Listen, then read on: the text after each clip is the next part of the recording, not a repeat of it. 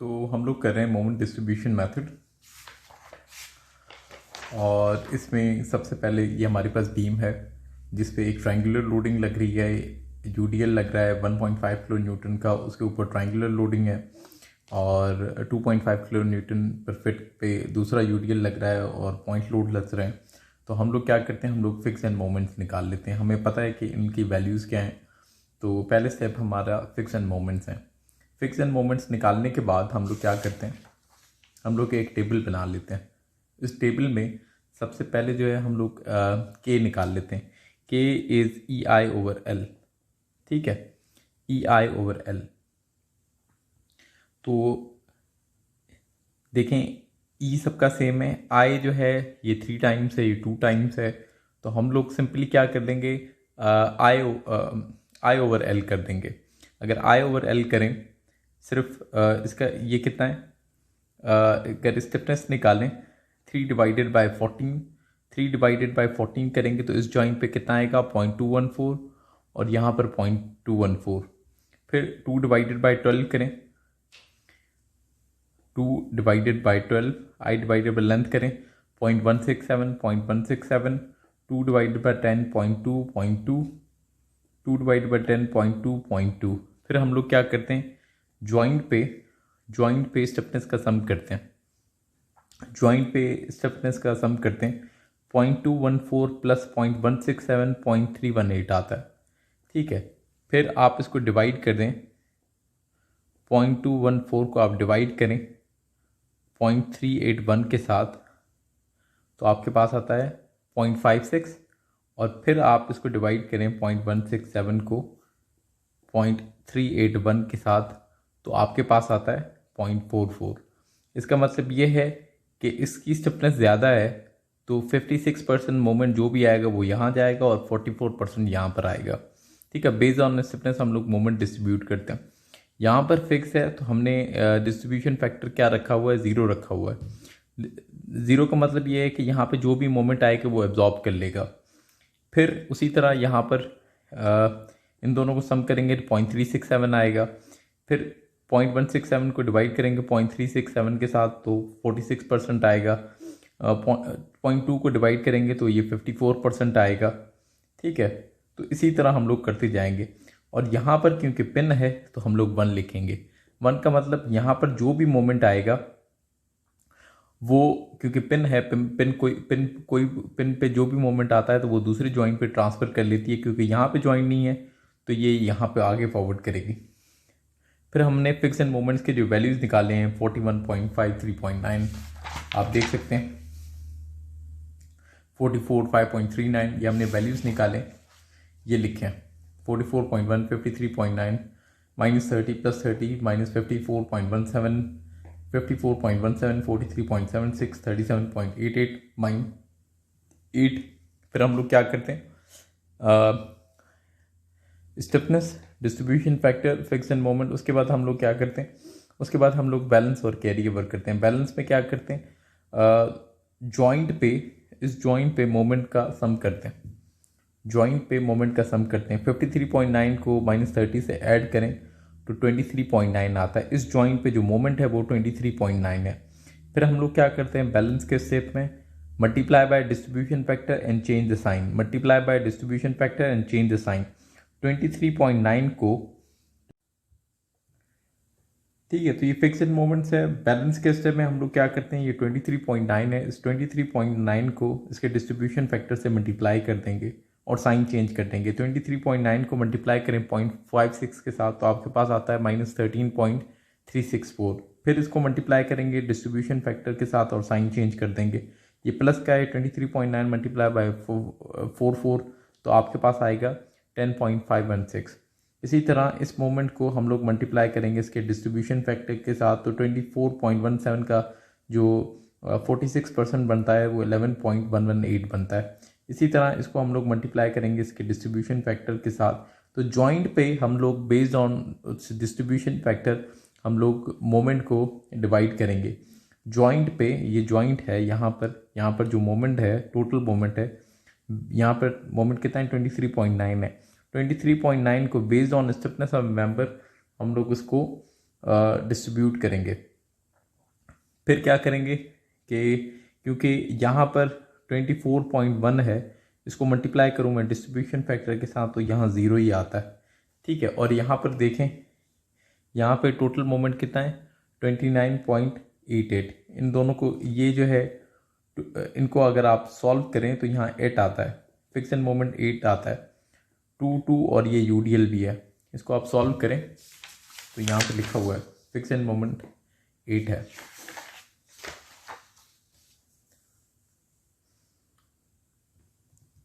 End moment जो है वो 8 है। तो हम लोग अगर इसको सॉल्व करें, इन दोनों को सम के 29.8 इनको मल्टीप्लाई करेंगे 1 के साथ तो क्या आएगा, वही आएगा और साइन चेंज करके रख लेंगे। कैरी ओवर स्टेप में हम लोग क्या करते हैं, हम लोग ये वाला मोमेंट इस जॉइंट पे फेंक देते हैं, ये वाला मोमेंट इस जॉइंट पे फेंक देते हैं और उसको हाफ कर देते हैं। जो भी मोमेंट होगा वो दूसरे जॉइंट पे फेंक देंगे और उसे हाफ कर देंगे। -13.384 को यहाँ फेंक दिया और उसे हाफ कर दिया, 0 को यहाँ फेंक दिया और 0 का ये 0 ही आएगा। इस वाले मोमेंट को यहाँ फेंक दिया हाफ करके, इस वाले मोमेंट को यहाँ फेंक दिया हाफ करके, इस वाले मोमेंट को यहाँ फेंक दिया हाफ करके, इस वाले मोमेंट को यहाँ फेंक दिया हाफ करके, इस वाले मोमेंट को यहाँ फेंक दिया, इस वाले मोमेंट को यहाँ फेंक दिया हाफ करके। तो कैरी ओवर स्टेप में हम लोग हाफ कर देते हैं। इसका मतलब ये है कि अगर आपके पास कोई फिक्स हो और पिन हो और उस पर मोमेंट आ रहा हो कुछ भी, तो वो जो दूसरी पॉइंट पे इंड्यूस होता है वो हाफ होता है। तो हम लोग अब फिर क्या करेंगे, हम लोग फिर बैलेंस करेंगे। बैलेंस में क्या करेंगे, summation of moment at the joint, अगर 0 और इनको सम करें तो यहाँ पे क्या आएगा 5.559। इसको फिर हम लोग डिस्ट्रीब्यूशन फैक्टर के साथ मल्टीप्लाई करेंगे और साइन चेंज कर देंगे। 5.559 को मल्टीप्लाई करें 0.46 के साथ तो -3.113 आता है, और फिर इसको मल्टीप्लाई करें 0.44 के साथ तो -2.446 आता है। उसी तरह 0.786 को आप मल्टीप्लाई करेंगे इसके डिस्ट्रीब्यूशन फैक्टर के साथ तो ये वैल्यूज़ आएंगी। ठीक है, ये आइट्रेटिव प्रोसेस है, ये करते रहेंगे, ये तब तक करते रहेंगे जब तक ये वाली वैल्यूज़ जो हैं वो 0 के करीब नहीं आ जाती। ठीक है, आप देखें हम लोग शुरू हुए थे 30 से, अब ये रिड्यूस होके समथिंग इतना मोमेंट आ रहा है।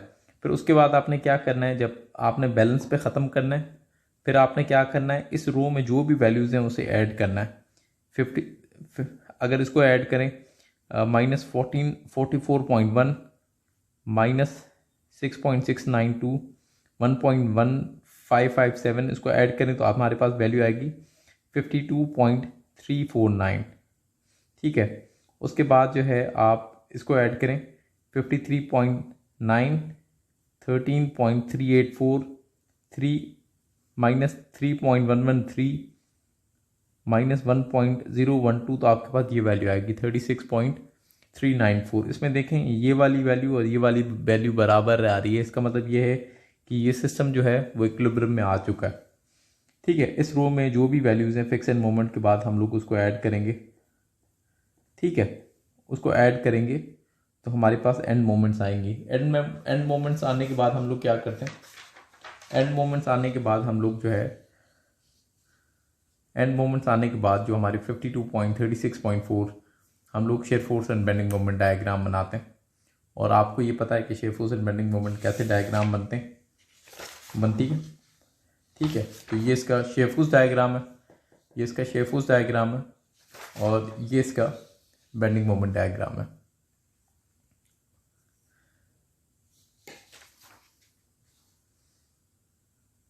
ठीक है, ये फ्रेम है, इसको हमने सॉल्व करना है। इसको अगर देखें तो इसमें स्वे आएगा क्योंकि इसका पहला प्रॉब्लम हॉलिक स्लोप रिफ्लेक्शन में कर चुके हैं, इस पर हॉरिजॉन्टल फोर्स लग रही है तो इसमें स्वे भी आएगा। तो इसको कैसे सॉल्व करना है, इसको हम लोग दो हिस्सों में सॉल्व करेंगे। पहले से में इसको स्टैटिक लोडिंग के लिए सॉल्व करेंगे और फिर दूसरे में हम लोग इसको स्वे के लिए सॉल्व करेंगे। तो सबसे पहले फिक्स एंड मोमेंट्स निकाल लेंगे। इसकी फिक्स एंड मोमेंट कैसे आएगी, PL/8 से आएगी। PL/8 से -72 और +72 निकाल लिया। इस वाले मेंबर के लिए कैसे आएगी, इस वाले मोमेंट के लिए हमें पता है PA/B² और PA²B/L²। तो हम लोग इसके फिक्स एंड मोमेंट्स यहाँ से निकाल लेंगे। फिक्स एंड मोमेंट निकालने के बाद हम लोग स्टिफनेस कैसे निकालेंगे, E/L से निकालेंगे, ठीक है, EI/L से। तो अगर इस मेंबर की स्टिफनेस निकालूं, इसका I जो है वो 1 है, 1 डिवाइडेड बाय 7.5 तो 0.113 आता है, 1 डिवाइडेड बाय 7.5 तो 0.133 आता है। BA के लिए भी वही होगा 0.133, BC और CB के लिए क्या होगा 2 डिवाइडेड बाय 6 133 0.33 आ जाएगा, आ गया। और तीसरे मेंबर के लिए भी 1 डिवाइडेड बाय 5 करें तो 0.2 और 0.2 आ जाएगा। डिस्ट्रीब्यूशन फैक्टर के लिए मैंने क्या कहा था, डिस्ट्रीब्यूशन फैक्टर जो है हम लोग सम करते हैं जॉइंट पे। अगर आप इनको सम करें 0.133 को प्लस करें 0.133 को प्लस करें 0.333 के साथ तो हमारे पास क्या आएगा 0.4663, 0.4663 हमारे पास यहाँ पर स्टिफनेस आ गई जो टोटल स्टिफनेस है। तो हम लोग क्या करेंगे, पहले हम लोग इसको डिवाइड करेंगे 0.133 को डिवाइड करेंगे 0.4663 के साथ, ठीक है। तो डिस्ट्रीब्यूशन फैक्टर निकालना है, पहले ये जो मैंने बीच में लिखी है 0.1333 को डिवाइड करेंगे 0.4633 के साथ तो हमारे पास जो वैल्यू आएगी वो आएगी 0.2857, ठीक है। तो पहली वैल्यू हमारे पास ये आएगी। फिर हम लोग क्या करेंगे, इस वैल्यू को डिवाइड करेंगे इसके साथ 0.33 को डिवाइड करेंगे 0.33 को डिवाइड करेंगे तो हमारे पास वैल्यू आएगी 0.7143। फिर हम लोग दूसरे जॉइंट पे आ जाएंगे। दूसरे जॉइंट पे अगर आप 0.333 को ऐड करें 0.2 के साथ तो कितनी स्टिफनेस आती है यहाँ पर आएगा 0.533, ठीक है। ये टोटल स्टिफनेस, ये टोटल है, इस टोटल में से परसेंटेज निकाल दिए हैं। 0.333 डिवाइडेड बाय 0.553 तो क्या आता है 0.333 डिवाइडेड बाय 0.5333 तो हमारे पास वैल्यू आती है 0.620 और फिर इस वैल्यू से इसको डिवाइड करेंगे तो हमारे पास ये आ जाएगी, ठीक है। ये भी फिक्स है, ये भी फिक्स है, तो डिस्ट्रीब्यूशन फैक्टर जो है वो 0 ही होगा, ठीक है। अगर पेन होती तो 1 कर देते। तो फिर फिक्स एंड मोमेंट्स हम लोग निकाल चुके हैं, फिक्स एंड मोमेंट्स लिख ली। फिर हम लोग क्या करते हैं, बैलेंस करते हैं। बैलेंस में क्या करते हैं, जॉइंट पे मोमेंट आ रहा होता है, ठीक है, जॉइंट पे मोमेंट आ रहा होता है उसको सम करते हैं। अगर देखें जॉइंट पे 51.84 माइनस 72 करें तो हमारे पास वैल्यू आती है 20.16 जो मोमेंट आ रहा है। फिर 20.16 को हम लोग डिस्ट्रीब्यूशन फैक्टर के साथ मल्टीप्लाई करेंगे और साइन चेंज कर देंगे। मल्टीप्लाई बाय डिस्ट्रीब्यूशन फैक्टर कितना है 0.2857, इसको किया तो हमारे पास क्या आया 5.76, इसकी साइन चेंज कर देंगे 5.76। उसी तरह फिर हम लोग इसको मल्टीप्लाई करेंगे इस 20.16 को इसके डिस्ट्रीब्यूशन फैक्टर के साथ तो हमारे पास 14.10 आ जाएगा। फिर हमने कैरी ओवर स्टेप में क्या करते हैं कि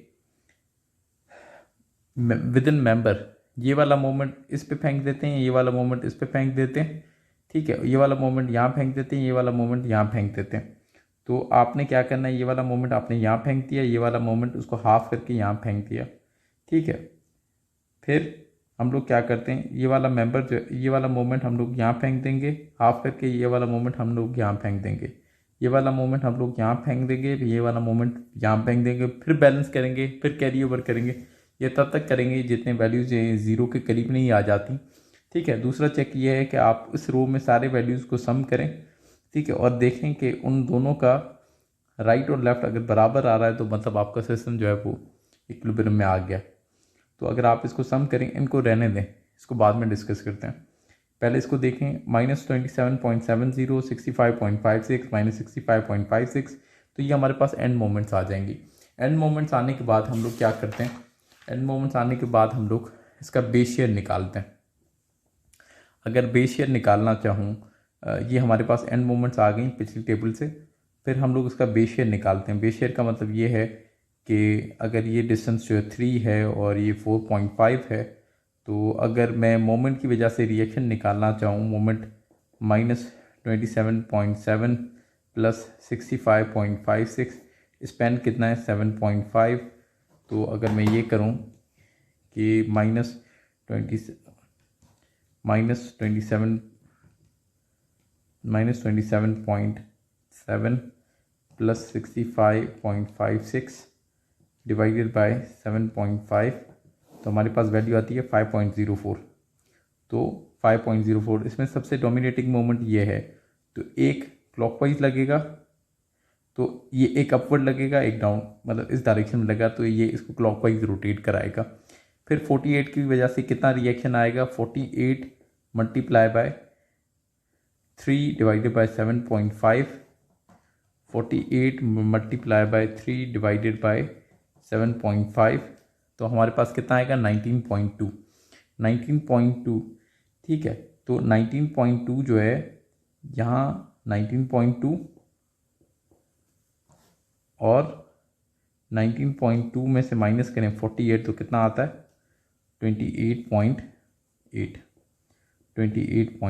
अगर मैं इसको सम करूं, ये इस डायरेक्शन में लग रहा है, ये इस डायरेक्शन में लग रहा है, तो 19.2 माइनस 5.04, तो मेरे पास कितना बेस शेयर आया 14.16, और यहाँ पर कितना बेस शेयर आया 10.03।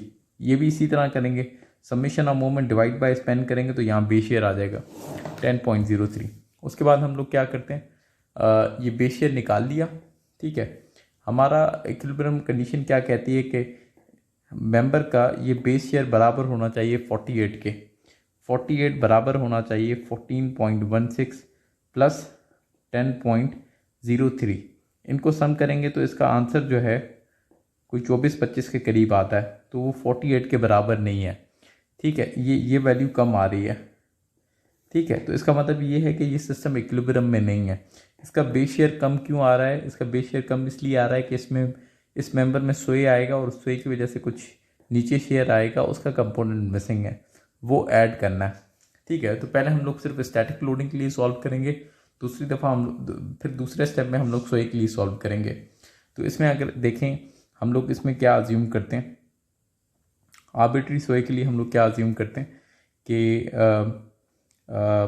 to initiate moment distribution process for lateral sway, one needs magnitude of fixed end moments, and the fixed end moment due to lateral sway in the vertical members is 6 EI delta over L square. Without knowing the value of delta, the fixed end moment cannot be determined. ठीक है, तो हम लोग fix and अगर frame में सोए आता है, ठीक है, तो उसके फिक्स एंड मोमेंट निकालने का ये फॉर्मूला है। मेंबर में अगर सोए आएगा तो उसके फिक्स एंड मोमेंट्स निकालने का ये फॉर्मूला है। ठीक है, तो हम लोग काउंटर क्लॉकवाइज मोमेंट्स लगा देंगे फ्रेम में।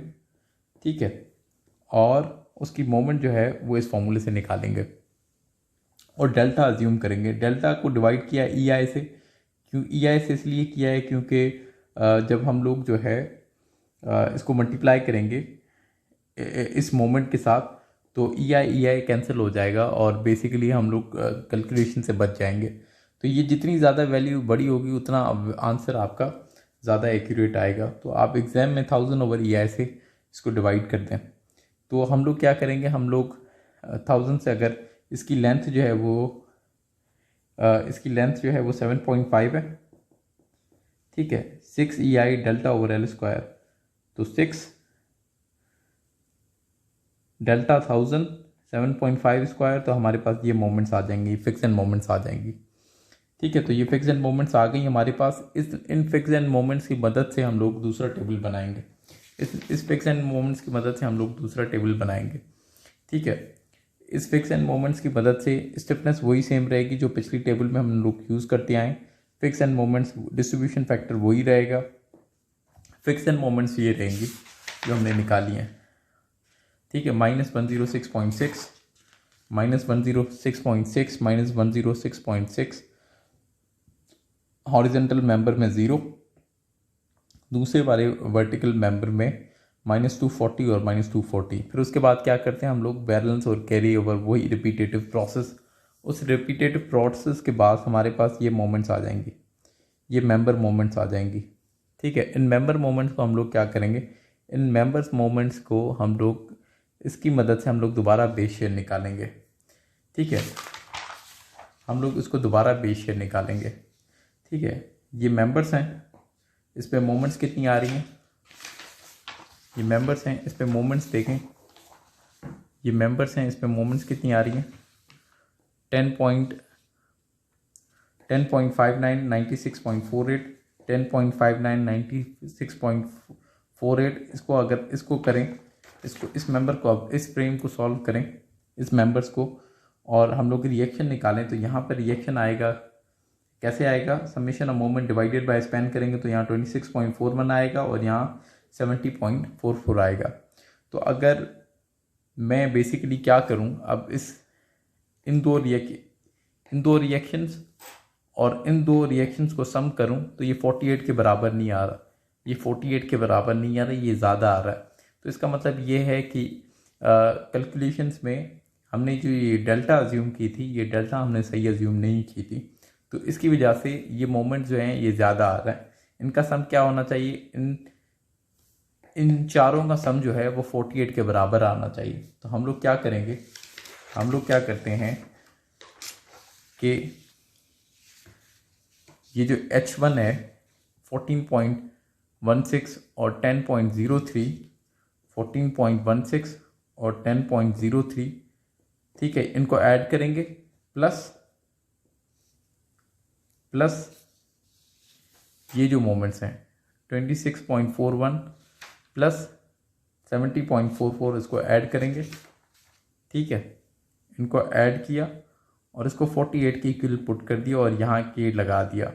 इसके आगे के इसलिए लगाया है क्योंकि ये जो है, ये जो हमने अभी बेस शेयर निकाला है, इसमें हमने अज्यूम किया है डेल्टा, जो हमें पता नहीं था। इस डेल्टा के बगैर हम लोग सॉल्व नहीं कर सकते, तो क्योंकि यहाँ पर हमने अज्यूम किया था तो हमारी अजम्पशन जो है वो रॉन्ग भी हो सकती है।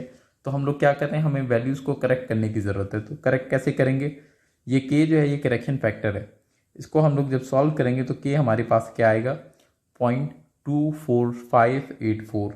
तो इस करेक्शन फैक्टर को हम लोग क्या करेंगे, इस करेक्शन फैक्टर को हम लोग 1000 से मल्टीप्लाई करेंगे, तो हमारे पास जो 1000/EI है उसको मल्टीप्लाई करेंगे और इसको सॉल्व करेंगे तो हमारे पास जो है डेल्टा आएगा।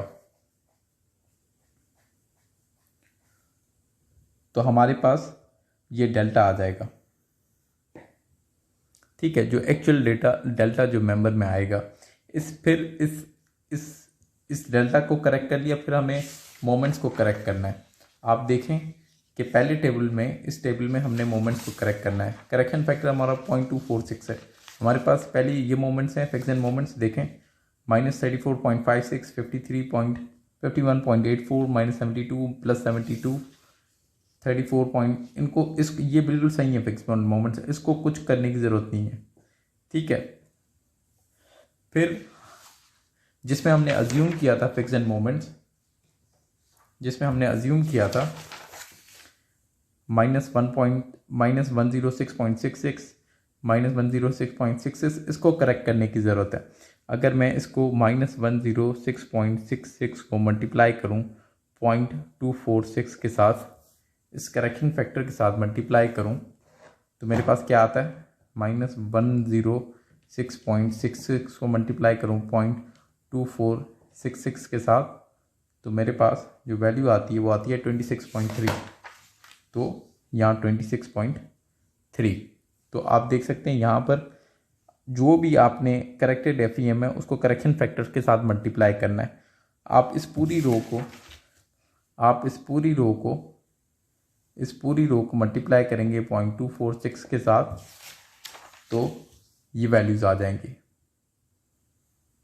ठीक है, फिर आपने क्या करना है, इन दो वैल्यू को सम करना है, तो ये आपके पास मोमेंट्स आ जाएंगी।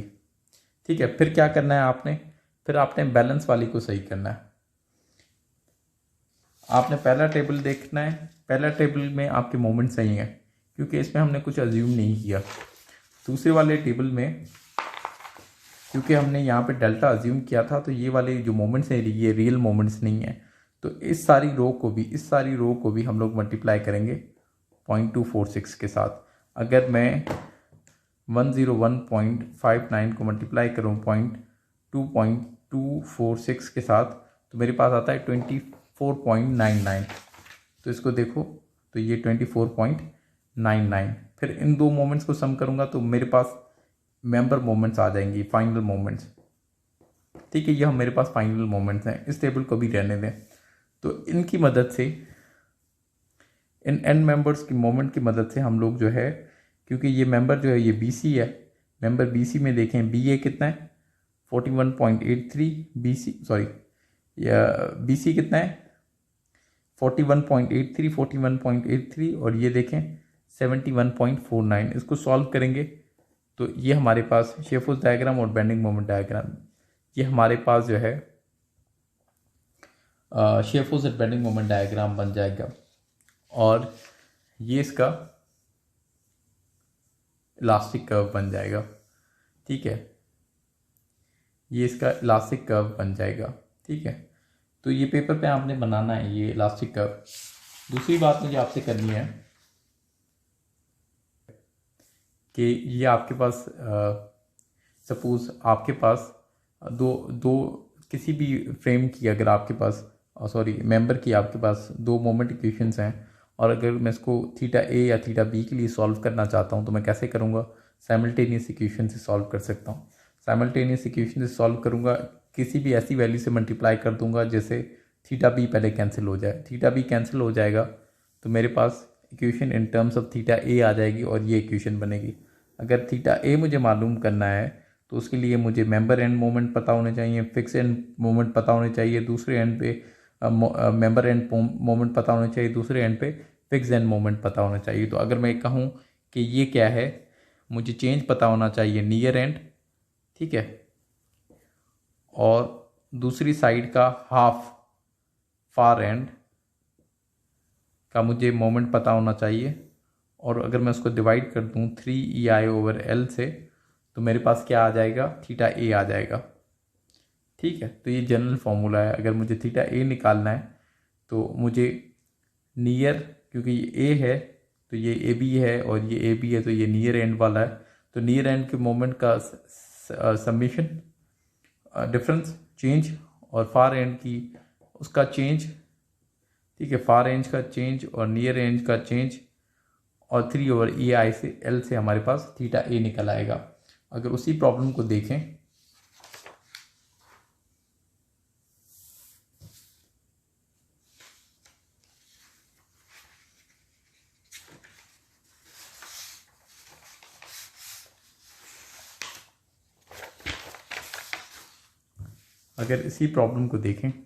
इसी प्रॉब्लम में पहले हम लोग थीटा ए निकालना है। तो थीटा ए कैसे निकालेंगे, इसको स्टेप वाइज किया है, इसको स्टेप वाइज किया है कि पहले स्टेप में हमने नियर एंड का चेंज निकालना है। पहले स्टेप में हमने क्या करना है कि थीटा ए निकाल रहे हैं तो ये फिक्स एंड मोमेंट कितना है 52.68 माइनस का ये मोमेंट और ये कितना है माइनस 60.79। अगर इसको सॉल्व करेंगे तो हमारे पास जो वैल्यू आएगी वो आएगी -8.11। तो हमने जो है ये पहले चेंज मालूम कर लिया। ठीक है, तो इसी तरह हम लोग यहाँ पर भी ये करेंगे, 41.83 को वो करेंगे, किसको 25.61 से माइनस करेंगे तो हमारे पास 16.27 आ जाएगा। दूसरा चेंज ये है, फार एंड का चेंज कैसे मालूम करेंगे, कुछ भी नहीं करना। ठीक है, ये वाला मोमेंट जो है ये यहाँ कर देना है और ये वाला मोमेंट हमने हाफ करके यहाँ कर देना है। तो 16.22 का हाफ कितना होता है -8.11 और 8.11 का हाफ कितना होता है -4.06। ये बेसिकली ये इक्वेशन ही है, क्योंकि इसका सम भली पॉजिटिव हो क्योंकि आगे नेगेटिव साइन है तो हमने नेगेटिव कर लिया है। फिर आपने क्या करना है, इन दोनों को सम करना है। तो इन दोनों को सम करें तो 0 आता है, ठीक है। फिर आप तीसरे स्टेप में देखें तो उसने ई आई के फॉर्म में लिखा हो तो उससे कोई फ़र्क नहीं पड़ता। तो ये बेसिकली थीटा ए क्योंकि फिक्स है तो वो 0 आ रहा है। तो इसी तरह ये टेबल सॉल्व हुआ है। Thank you.